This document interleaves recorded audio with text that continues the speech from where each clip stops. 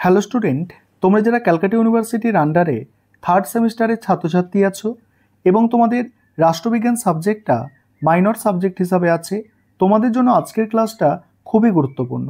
আজকের ক্লাসে তোমাদের মডিউল 1 থেকে একটি গুরুত্বপূর্ণ 15 নম্বরের প্রশ্নের উত্তর নিয়ে আলোচনা করব। প্রশ্নটা হচ্ছে সার্বভৌমিকতা সম্পর্কে বহুত্ববাদ তত্ত্বটি লেখো। এই প্রশ্নটা তোমাদের জন্য মোস্ট ইম্পর্টেন্ট একটা প্রশ্ন।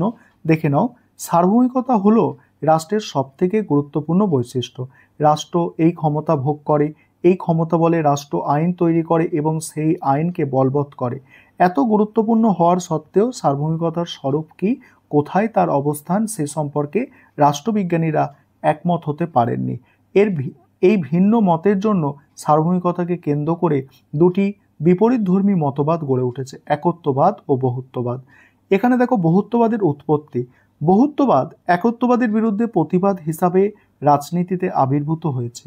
একত্ববাদীদের মতে সার্বভৌম হলো রাষ্ট্রের চূড়ান্ত ক্ষমতা, সার্বভৌমের আদেশ হলো আইন, রাষ্ট্রের এই আইন রাষ্ট্রের অধীনে সব নাগরিক ও প্রতিষ্ঠান মানতে বাধ্য। রাষ্ট্র যে কোনো সামাজিক সংগঠনকে সৃষ্টি করতে বা বিনাশ করতে পারে। হবস, অস্টিন প্রভৃতি চিন্তাবিদরা এই মতবাদের সমর্থক। একত্ববাদের এই চরম মতবাদের ফলে রাষ্ট্র সর্বশক্তিমান হয়ে ওঠে।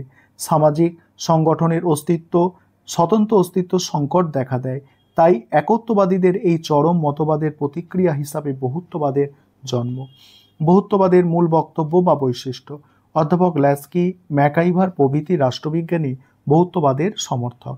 এদের মূল বক্তব্য হলো, রাষ্ট্রের হাতে সব ক্ষমতা থাকা উচিত নয়। সমাজে বিভিন্ন প্রতিষ্ঠান আছে, সব ক্ষমতা রাষ্ট্রের হাতে না দিয়ে এই সব প্রতিষ্ঠানের মধ্যে ভাগ করে দেওয়া উচিত। কারণ বিভিন্ন ধরনের সংগঠনের মধ্যে রাষ্ট্র একটি সংগঠন। অধ্যাপক ল্যাস্কির ভাষায়, the state is only one among many form of human association. তাই ক্ষমতা ভাগ করে দিলে জনগণের মঙ্গল হবে, কারণ মানুষের ব্যক্তিত্বের বিকাশে এই সব প্রতিষ্ঠান সাহায্য করে। বহুত্ববাদীরা রাষ্ট্রের বিলোপ চায় না, শুধু রাষ্ট্রের ক্ষমতাকে কমাতে চায়। বহুত্ববাদীরা তাদের সপক্ষে নিম্নলিখিত যুক্তিগুলি দেখিয়েছেন। 1 নম্বর হচ্ছে সামাজিক প্রতিষ্ঠানের গুরুত্ব। বহুত্ববাদীদের যুক্তি, রাষ্ট্র একটি রাজনৈতিক প্রতিষ্ঠান। এই প্রতিষ্ঠান মানুষের রাজনৈতিক দিকটা আলোকিত করতে পারে, কিন্তু রাজনৈতিক দিক ছাড়া মানুষের জীবনের বিভিন্ন দিক আছে, যেমন ধর্মীয় দিক, অর্থনৈতিক দিক প্রভৃতি। রাষ্ট্র এই দিকগুলির বিকাশ ঘটাতে পারে না। তাই মানুষের সব দিকের বিকাশ ঘটানোর জন্য সমাজে বিভিন্ন ধরনের সামাজিক সংগঠন গড়ে উঠেছে, যেমন ধর্মীয় সংগঠন, অর্থনৈতিক সংগঠন প্রভৃতি। মানুষের বিকাশের জন্য এগুলি একান্ত প্রয়োজন। তাই রাষ্ট্র যেমন মানুষের আনুগত্য দাবি করে, তেমনি অন্যান্য সংঘও মানুষের আত্মবিকাশে সাহায্য করে বলে মানুষের আনুগত্য দাবি করতে পারে। এই কারণে রাষ্ট্র এইসব সংঘের ওপর হস্তক্ষেপ করতে পারে না। এবার 2 নম্বর পয়েন্ট হচ্ছে, রাষ্ট্র আইনের ঊর্ধ্বে নয়। এই পয়েন্ট এবং বাকি প্রশ্নের উত্তর আলোচনা করব। তার আগে তোমাদের একটা বিষয় বলার আছে। তোমাদের জন্য স্টাডি মেটেরিয়াল তৈরি করা হচ্ছে। তোমরা যারা স্টাডি মেটেরিয়াল পারচেস করতে চাও, নিচে যে নম্বর দেখতে পাচ্ছ এই নম্বরে যোগাযোগ করে পারচেস করতে পারো।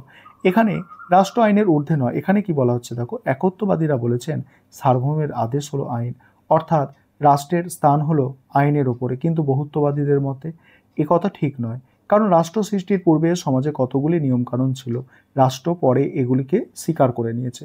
তাই রাষ্ট্র আইনের ওপরে নয়। তারপর বলা হচ্ছে দেখো, সার্বভৌমের আদেশ আইন নয়। একত্ববাদীদের মতে সার্বভৌমের আদেশ হলো আইন, কিন্তু একথা মেনে নিতে বহুত্ববাদীরা রাজি নন। এমন অনেক আইন আছে যেগুলি সমাজের প্রথা থেকে এসেছে, সুতরাং এগুলি সার্বভৌমের আদেশ থেকে সৃষ্টি হয়নি। প্রকৃতপক্ষে সমাজ জীবনে এইসব প্রথা এতই গুরুত্ব যে এগুলিকে অস্বীকার করা যাবে না। তারপর কি বলা হচ্ছে,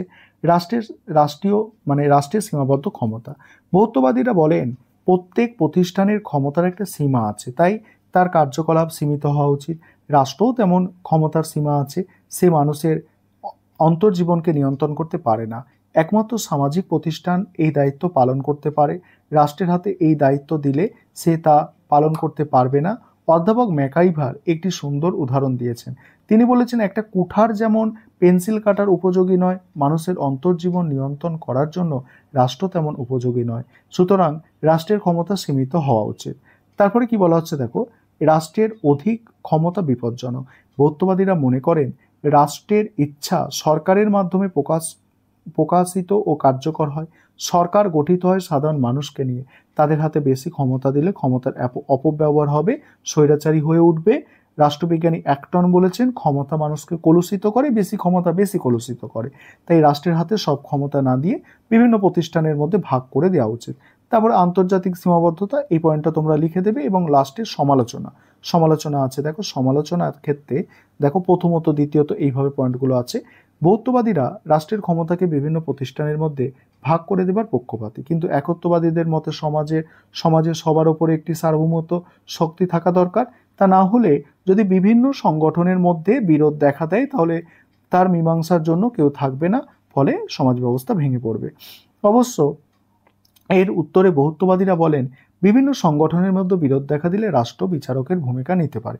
সুতরাং দেখা যাচ্ছে বৌদ্ধবাদীরা শেষ পর্যন্ত রাষ্ট্রের শ্রেষ্ঠত্বকে স্বীকার করে নিয়েছে। দ্বিতীয়ত কি বলা হচ্ছে, মার্ক্সবাদীরা বলেছেন রাষ্ট্র হলো একটি শ্রেণী শোষণের হাতিয়ার। উৎপাদনের উপাদানের মালিকানা যাদের হাতে থাকে তারাই রাষ্ট্রের ক্ষমতা দখল করে চূড়ান্ত ক্ষমতা প্রয়োগ করে। সেই ক্ষমতা এক শ্রেণীর স্বার্থে পরিচালিত হয়, কিন্তু বৌদ্ধবাদীরা একে উপেক্ষা করেছে। এবার মূল্যায়ন আছে, দেখো মূল্যায়নটা দেখে নাও। এই ছিল তোমাদের আজকের ক্লাস। পরের ক্লাসে তোমাদের অন্য আরো গুরুত্বপূর্ণ প্রশ্ন উত্তর নিয়ে আলোচনা করব।